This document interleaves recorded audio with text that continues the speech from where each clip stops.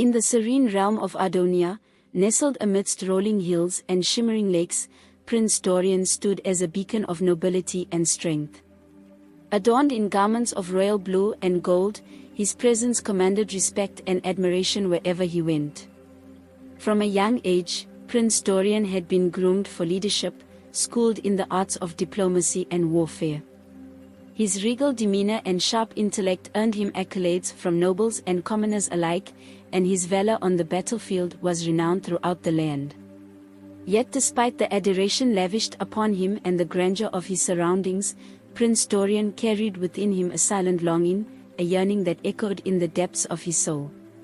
Amidst the splendor of courtly affairs and grand ceremonies, he felt an emptiness, a void that no amount of flattery or praise could fill.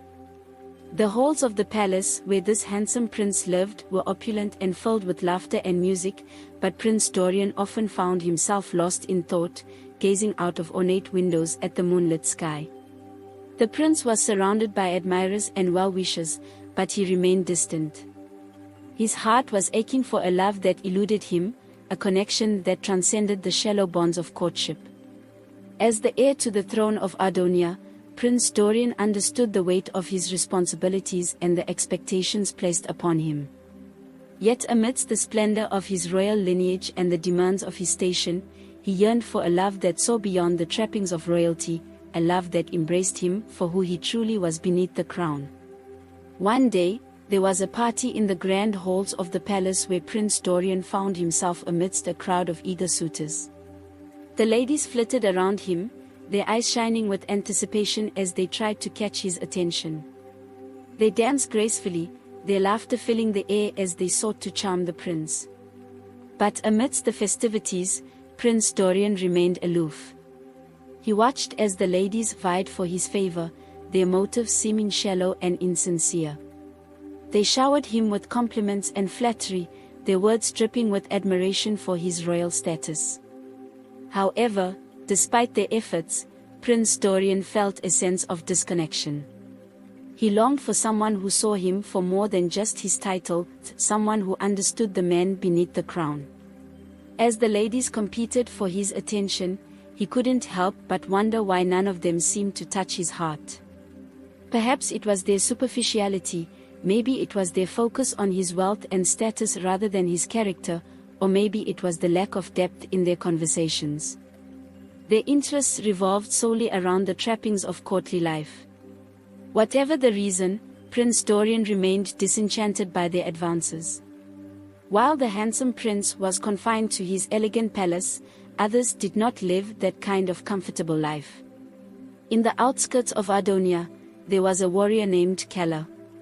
Calla was a sight to behold as she trained in combat. With each swing of her sword, she displayed unparalleled skill and determination. Her loyalty to her people was unwavering, and her bravery in battle was unmatched.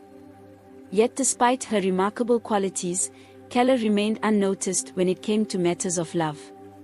Unlike other women in Ardonia, Calla's behavior was more akin to that of a man. She didn't conform to societal expectations of femininity. No, she preferred the company of her sword and the thrill of battle over traditional feminine pursuits. While her strength and courage were admired on the battlefield, they seemed to intimidate potential suitors. In fact, Calla had a problem in Ardonia. The men were enchanted by the sight of women dressed in their short skirts, adorned with beads around their waists, and emitting fresh fragrances as they tended to their hair. Every woman took delight in nourishing her skin, resulting in a radiant and toned complexion that captured the attention of all who beheld them. For example, there was Lyra, whose daily routine involved carefully combing and braiding her hair and applying fragrant oils to her skin. Her soft, delicate demeanor and impeccable grooming routine made her the object of desire for many of the men in Ardonia. Similarly, there was Ilara, who spent hours each day selecting the most flattering attire to accentuate her curves.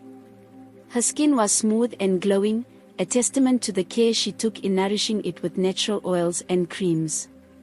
In contrast, Calla shunned these feminine rituals and instead focused her energy on honing her skills as a warrior. She had no interest in spending hours tending to her hair or looking pretty. She preferred the simplicity of her training regimen to the complexities of a lady's routine. While the men of Adonia admired Calla's strength and courage on the battlefield, they found her lack of femininity off-putting. They longed for women who embodied the traditional ideals of beauty and grace, qualities that Calla simply did not possess. As a result, Calla found herself overlooked and ignored by the men of Adonia who couldn't see beyond her unconventional behavior and masculine demeanor. One day, a threat from a neighboring kingdom made Prince Dorian worry about his kingdom's safety.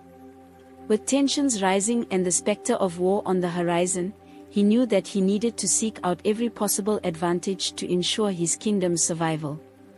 In the midst of the chaos, Prince Dorian heard whispers of a skilled warrior who dwelt on the outskirts of Adonia. Tales of her unparalleled expertise in combat spread throughout the kingdom, sparking curiosity and intrigue among the populace. Determined to enlist her aid, Prince Dorian set out to find this mysterious warrior. So one day, he decided to leave his beautiful palace behind. Where was he going? The prince treaded across the harsh terrain surrounding Adonia in search of Calla's humble home on the outskirts of town. There, amidst the rugged landscape, Calla and her elderly father lived in modest conditions. Their home was simple, with worn-out walls and a roof patched with scraps. Despite the hardships, Calla and her father persevered, their resilience a testament to their strength of character. After days of searching, Prince Dorian finally encountered the warrior known as Calla. He watched in awe as she trained with unmatched skill and precision, her movements fluid and graceful as she wielded her sword with deadly accuracy. The prince approached Calla with a mixture of reverence and humility. Prince Dorian sought Calla's assistance in the impending conflict. He spoke of his concerns for Adonia's safety and his desire to ensure its protection at all costs. Calla was moved by Prince Dorian's earnestness and determination, so she agreed to lend her expertise to the kingdom's defense. She recognized the gravity of the situation and understood the importance of standing united against their common enemy. As Adonia prepared for battle, Prince Dorian and Calla forged an unlikely alliance. Their shared commitment to their people bound them together in a bond of mutual respect and admiration. As war engulfed Adonia, Calla's true identity as the kingdom's revered hero was unveiled amidst the chaos of battle. Her extraordinary skills and unwavering courage could no longer be hidden. Prince Dorian and the people of Adonia were shocked to discover that the humble warrior they had come to know was, in fact, the legendary hero they had heard tales of. At first, Prince Dorian struggled to reconcile this revelation with the Calla he had come to know. He felt a mixture of disbelief and admiration as he witnessed her prowess on the battlefield. Despite the shock of learning her true identity, Prince Dorian's admiration for Calla only deepened. He saw firsthand the bravery and selflessness she exhibited in the face of danger, and his respect for her grew stronger with each passing moment. As the battle raged on, Prince Dorian fought alongside Calla, inspired by her unwavering dedication to protecting their kingdom. Together, they stood as beacons of hope amidst the chaos, rallying their fellow warriors to defend Adonia against its enemies. Prince Dorian realized that Calla's true worth lay not in her status or title but in her courage, integrity, and unwavering commitment to their people. In the aftermath of the battle, Prince Dorian publicly acknowledged Calla's true identity, honoring her as a hero of Adonia. The people of the kingdom celebrated Calla's bravery and sacrifice, recognizing her as a symbol of strength and resilience in the face of adversity. After the battle had ended and victory was secured, Calla returned to her humble home on the outskirts of Adonia. She resumed her life of quiet simplicity, caring for her aged father and tending to their modest dwelling.